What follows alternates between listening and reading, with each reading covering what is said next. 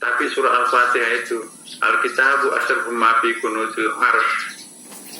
Luar biasa kan Al-Fatihah ini. Surah Al-Fatihah menyembuhkan segala penyakit. Fatihatul Kitab syifa'un min kulli da'. Nih, hati semua ini Bapak Ibu. Maka itu sakit perut, demam, ya tolong didoakan. Ini sakit corona, sakit apa, bacakan surah Al-Fatihah. Siapa tahu kita nantinya menyambung dengan langit. Fatihatul Kitab syifa'un min kulli da'. Surah Al-Fatihah itu menyembuhkan segala penyakit, termasuk adalah virus corona itu sendiri, Bapak. Wiridkanlah surah Al-Fatihah. Jangan pernah berhenti. Ini ada pengalaman pribadi. Saya ke Semarang. Ya, saya buru-buru mau ke hotel, ada acara. Ada mobil, tapi taksi, ya kayak taksi gelap lah. Nggak ada mereknya. Pak, mau kemana Pak, saya antar? Ya, boleh Pak, kasihan ini Pak, tua. Ya, nggak apa-apa, orangnya agak, ya,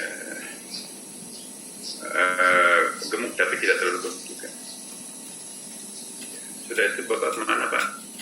Saya sampaikan alamatnya. Oh iya, saya tahu Pak. Sepanjang jalan, oh ramah banget ini Pak. Udah tanya Bapak dari mana? Ketawa. Saya giliran bertanya, Bapak, kok bawa taksi Pak? Umurnya berapa Pak? Berapa Pak kira-kira taksirannya? Saya pikir ya 65-an gitu Pak. Enggak Pak, saya sekarang ini sudah 75 tahun. Bahkan sudah mau 76. Bawa supir taksi 76 tahun loh Pak. Masih awet. Aduh, Bapak nggak punya anak? Ada Pak. Anak saya 7 dulu kan KB sambil ketawa kan. Gimana Pak anaknya? Ya, Bapak 4 di Jakarta. Alhamdulillah Pak. Jadi di mana sekolah anak? Wah, punya ada yang 2 di Amerika, 1 di Jerman. Dokter. Nah, terus di dosen di Gajah Mada 1. Jadi 7 anaknya jadi semua. Ada perempuan tidak dokter tapi kawin dengan dokter gitu. Loh Bapak kok kenapa bawa taksi? Iya Pak, kalau saya tinggal di rumah sakit. Anak-anak saya juga larang. Waduh, ini bukan orang sembarangan nih. Bapak tamat di mana dulu? Wah, boro-boro Pak.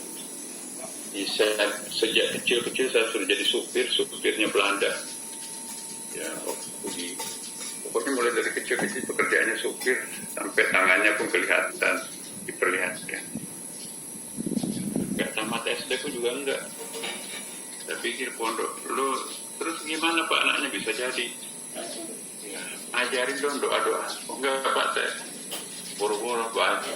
Saya salat itu aja ayat yang pendek-pendek kecil-kecil itu juga saya hafal Pak. Yang lainnya nggak bisa ngaji.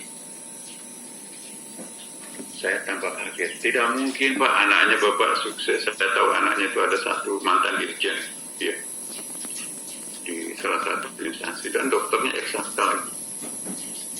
Nah terus wiridnya apa Pak?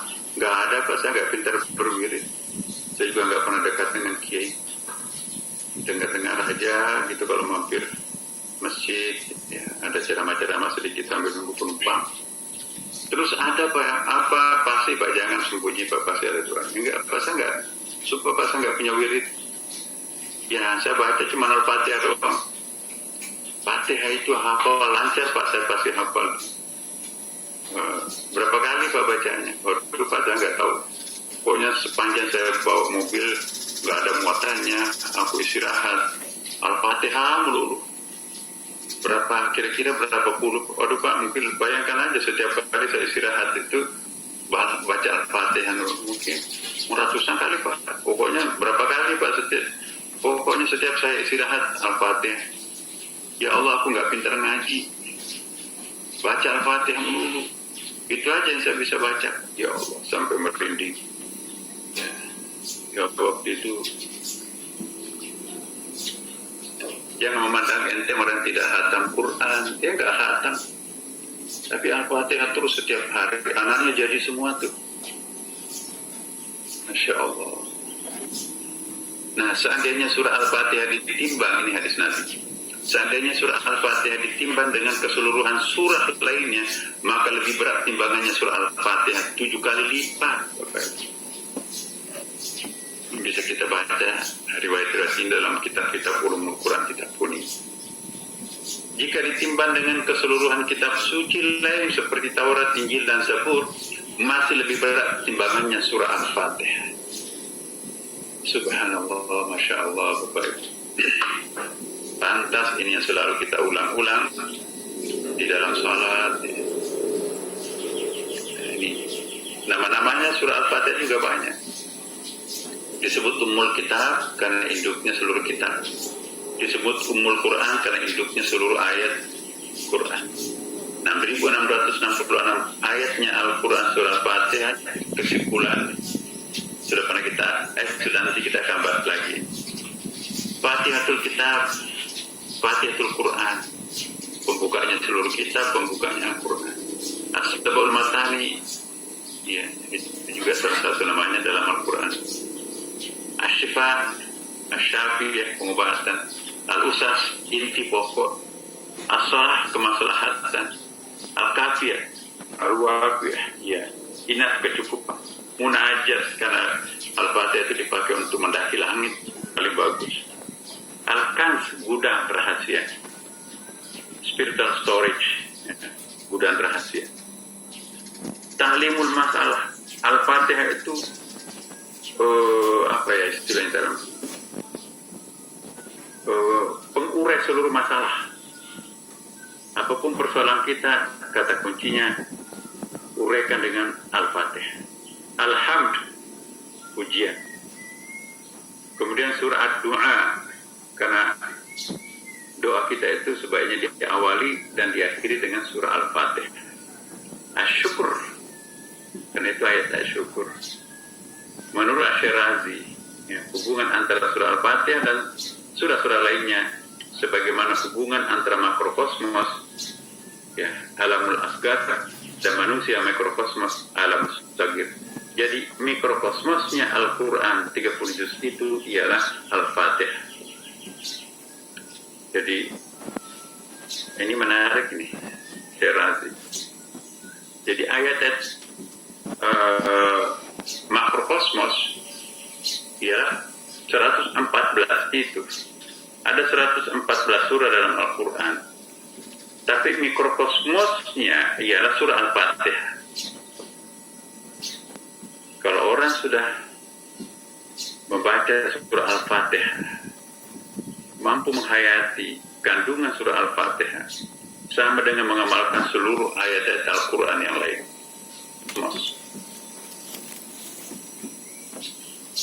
Masya Allah, subhanallah, Bapak-Ibu sekalian. Ya. Wa qira'atina sab'an minal matani wal Qur'an yadihnya, Allah sendiri yang berikan nama itu. La salata illa bi Fatihatil Kitab, tidak ada salat tanpa disertai dengan surah Al-Fatihah pada setiap rakaat. Imam Syafi'i jelas-jelas kalau tidak sempat membaca surah Al-Fatihah karena terlanjur imamnya ruku, masbuk,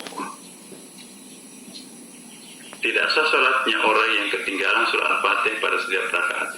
Walaupun Abu Hanifah tidak mesti harus membaca surah Al-Fatihah bagi seorang makmum karena ia menanggung surah Al-Fatihah, semuanya adalah imam. Tapi kalau Imam Syafi'i no, setiap orang wajib membaca surah Al-Fatihah pada setiap rakaatnya. Maka itu imam yang bijaksana akan memberikan waktu dan ruang orang untuk membaca Al-Fatihah sesudah membaca waladhdallin ghairil maghdubi alaihim waladhdallin, amin. Imam yang baik, yang benar, jangan langsung baca ayat berikutnya. Beri kesempatan makmumnya membaca surah Al-Fatihah, karena itu wajib pada setiap rakaat. Sekira-kira setelah sampai waladhdallin pada makmumnya, Bismillahirrahmanirrahim, Yasin, Allahu Akbar. Nah, itu satu ayat kan. Alif Lam Mim, Allahu Akbar. Rakaat pertama. Rakaat keduanya, Bismillahirrahmanirrahim, Yasin, Allahu Akbar. Itu sudah selesai. Cukup. Paling pendek itu. Nah, Bapak sekalian, inilah pengantar surah Al-Fatihah hari ini. Berikut ini kita akan mendengarkan dulu pertanyaan pada minggu yang lalu yang tidak sempat kita jawab. Silakan, Mbak. Baik, Alhamdulillahirrahmanirrahim. Terima kasih Prof atas pencerahannya. Masya Allah, kajian yang seperti biasa begitu syarat ilmu dan makna juga nasihat. Pembahasan kali ini menguraikan keberkahan dan tingginya nilai surat Al-Fatihah, juga betapa besarnya kegunaan dan manfaat dari surat ini. Bagi para jamaah yang memerlukan referensi siaran ulangan, kajian kita kali ini bisa diakses di channel YouTube Nasaruddin Umar Official. Baik Prof, Alhamdulillah hari ini sudah banyak pertanyaan yang masuk. Akan saya mulai bacakan dari pertanyaan yang belum tersampaikan minggu lalu. Pertama, pertanyaan ini sudah dikompil oleh tim Nuo, Prof, menjadi beberapa kelompok. Pertama dari Bapak Ishandawi. Mohon pencerahannya Prof. Bagaimana kita bisa memahami hakikat Al-Quran melalui pola pikir manusia? Apakah kita mampu? Padahal beda zat dan dimensi. Kemudian dari Ibu Novita Damayanti, izin bertanya Prof, berkaitan dengan pernyataan seorang seniman bela diri yang mengatakan, non-Muslim don't read the Quran, they don't read the Hadith, they read you, so be a good ambassador of Islam. Pernyataan ini menyatakan bahwa akhlak adalah cerminan ketakwaan dan lebih utama dari ilmu. Lalu bagaimana menurut Prof, manusia yang selalu membaca Quran dan belajar menjadi representatif Quran, namun sikapnya belum bisa sempurna menjadi ahlul Quran?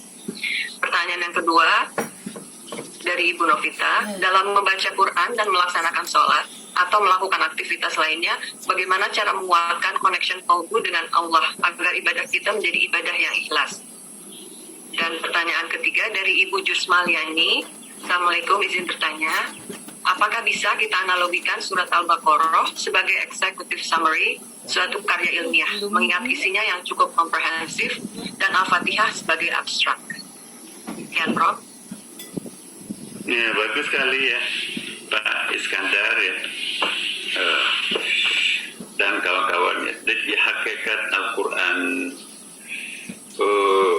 bagaimana bisa mengawinkan dengan pola pikir kita ya. Pola pikir itu sangat up-to-date, sangat kontekstual. Sementara Al-Quran itu sangat klasik dan sangat masa lampau. Ya. Nah inilah i'jazul Quran, kelebihan Al-Quran itu, walaupun turunnya 1400 lebih tahun yang lampau, tetapi semakin hari ayat-ayatnya itu semakin up-to-date. Itulah kemujizatan. Jadi inilah tandanya Quran itu akhir zaman memang. Kitab suci terakhir akhir zaman. Bahkan kedahsyatan Quran, banyak Al-Quran yang tidak mampu dibaca oleh, tidak mampu diterjemahkan, mungkin dimengerti oleh para sahabat. Tapi kita baru paham sekarang ini setelah ada komputer. Seperti yang dulu pernah saya ingatkan, ini satu buku yang paling bagus ya. Ini buku paling banyak mengislamkan orang Amerika. Ya. Jadi inilah Profesor Asad Khalifah. Ya.